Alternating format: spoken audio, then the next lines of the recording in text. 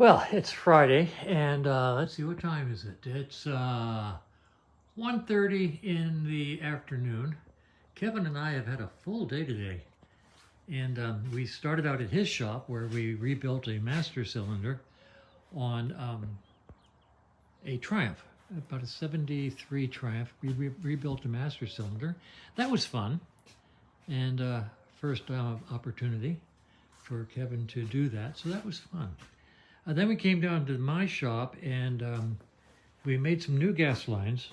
This is gas line that I bought online that is specifically gas line for, they said HEVs and other gas-powered equipment. So this is clear, made to be used as gas line. So we're putting it on this bike. It looks nice, much nicer than that which was on it before. Then we decided that we would take these wiring diagrams that I made for the speedometer and tachometer, and lots of nice butt connector splices, heat splices, and come over here, and we spent the last 2 hours putting these wires together. All of these wires go to the speedometer and the tachometer. These are unused and will be capped off neatly. These are unused and will be capped off very neatly. These come from the handlebar switch that's used to select between miles and trip. So those get connected. These 3 wires are two go to these wires, and the third goes to something else. Anyway, I chose to use butt connectors, which means putting 2 wires together and soldering them, rather than putting Lucas connectors in here because of the bulk of the Lucas connectors. Plus, in the future, I don't want somebody arbitrarily unhooking these wires, because the wires that go into circuits are different colors than the wires that come out of circuits. The color codes change, and it would be really a mess if somebody came in here and arbitrarily undid everything and then tried to figure out how to put it back together.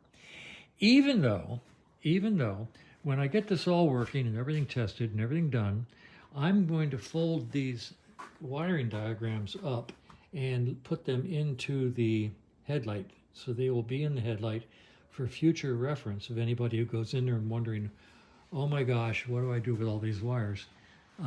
They can figure it out, or have somebody else figure it out. It won't be a total unknown. So we're about 3/4 of the way into the installation of these new electronic tachometer and speedometer. And then after that, then we get to do the calibration. Now the calibration is approximately, this is my version. I rewrote it. And the calibration effort is 17 steps to calibrate the speedometer. So, and it involves some mathematics and making a whole bunch of measurements. And so after we get them physically installed and turn on power and do not have any smoke, then we get to do the calibration of the speedometer so that it will work with this bike. That's where we are. Now we're calling it a quits. Kevin just left. It's 1:30. We're meeting friends for pizza at 2 o'clock, and that takes precedence over working on a motorcycle any day of the week. So anyway, these are the inline solder insulated splices, and they're wonderful. So I got this whole deal online, and they are worth their weight in gold.